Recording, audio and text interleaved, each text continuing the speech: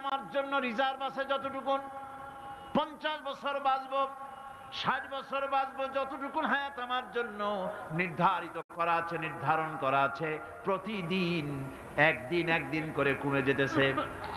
এজন্য আমি বলি, আমার বাড়িতে যে ঘড়িটা আছে, এই ঘড়িটা বেলা 1টার সময় ঢং করে একটা আওয়াজ দেয়, শ্রোতাকে শুনিয়ে দেয়, বাড়িওয়ালা তোমার জীবনের মূল্যবান হায়াত থেকে 1 ঘন্টা কমায়া দিলাম।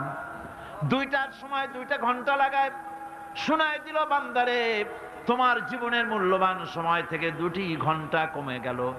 এমনি করে দিন গেল, মাস গেল, বছর গেল, আমাদের হুঁশ হলো না।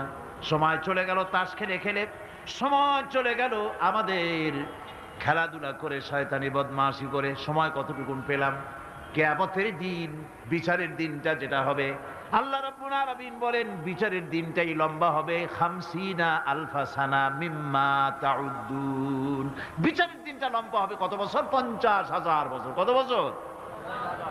দুনিয়ায় যেভাবে তুমি হিসাব করো, দুনিয়ার গণনা অনুযায়ী হাসরের বিচারের দিনটা হবে 50,000 বছরের মতো লম্বা।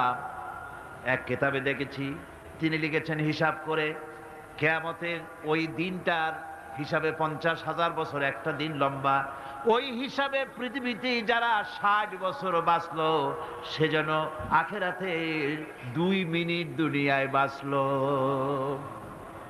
চিন্তা করেছে? মাত্র 2 মিনিট। 60 বছর যারা হায়াত পেল, 2 মিনিট বাঁচলো।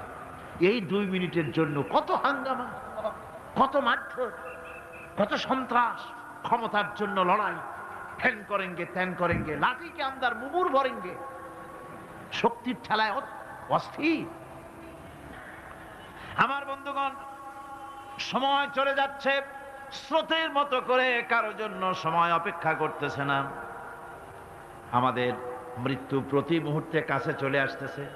এই জন্য শায়ের বলেছেন, আগাহা আপনি মৌত সে কোই বাশার নেহি, আগাহা আপনি মৌত সে কোই বাশার নেহি, সামা সো বরস কে হ্যাঁ পল কি খবর নেহি। মৃত্যু সম্পর্কে আমাদের কারো জানা নাই। যে কোনো মুহূর্তে মৃত্যু আমাদের কাছে এসে যেতে পারে, মৃত্যু সম্পর্কে কিছুই জানা নাই। অথচ প্রতি মুহূর্তে আমরা মৃত্যুর দিকে এগিয়ে চলছি। মাল সামান 100 বছর কি ধরে খাবো তাও জমা করে রেখেছি, কিন্তু এক মুহূর্তের খবর নাই। মাহফিলে এসেছি, বাড়ি যেতে পারবো নিশ্চয়তা নাই। আছে? বলেন আছে? আপনি বাড়ি যাও ভালো, বসেছেন, দাঁড়াতে পারবেন।